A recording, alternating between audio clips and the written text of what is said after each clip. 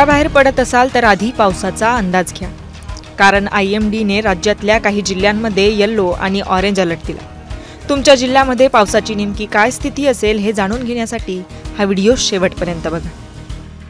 आज मराठवाडा, विदर्भ आणि उत्तर महाराष्ट्रातील बऱ्याच जिल्ह्यांमध्ये पाऊस होईल असा इशारा IMDने दिला। या पार्श्वभूमीवर काही जिल्ह्यांना पावसाचा येलो अलर्ट देखील जारी करण्यात आला। ठाणे, रायगड, रत्नागिरी, सिंधुदुर्ग, पुणे, सातारा या जिल्ह्यांमध्येही आज अतिमुसळधार पावसाचा इशारा देण्यात आला। या सर्व जिल्ह्यांमध्ये हवामान विभागाने येलो अलर्ट जारी केलाय।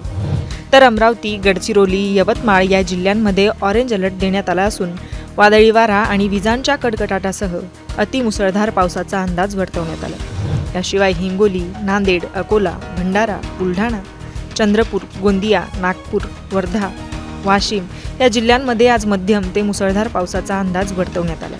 या सर्व जिल्ह्यांमध्ये येलो अलर्ट जारी करण्यात आला असून वादळी वारा आणि विजांच्या कडकडाटासह पावसाचा अंदाज हवामान विभागाने वर्तवला। पुणे आणि कोल्हापूर या जिल्ह्यातील काही भागांनाही मुसळधार पावसाचा इशारा देण्यात आला। तर मुंबईसह उपनगरात रात्रीपासूनच पावसाची जोरदार बॅटिंग सुरू आहे। मात्र अशा स्थितीत मुंबईकरांवर एक वेगळंच संकट घोंगावतंय, कारण मुंबईला पाणी पुरवठा करणाऱ्या धरण क्षेत्रात पावसाने अद्याप एंट्री केलेली नाही। या धरणांच्या पाणलोट क्षेत्रात अद्यापही समाधानकारक पाऊस न पडल्यामुळे मुंबईकरांना तीव्र पाणी टंचाईचा सामना करावा लागू शकतो। मुंबईत 5 जूनपासून 10% पाणी कपात लागू झाली।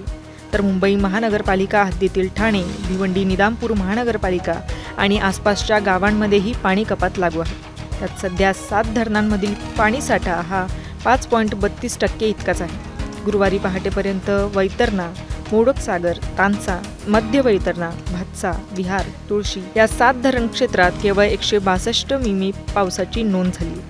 वेदर रिपोर्टसह छाया कबीर। धन्यवाद।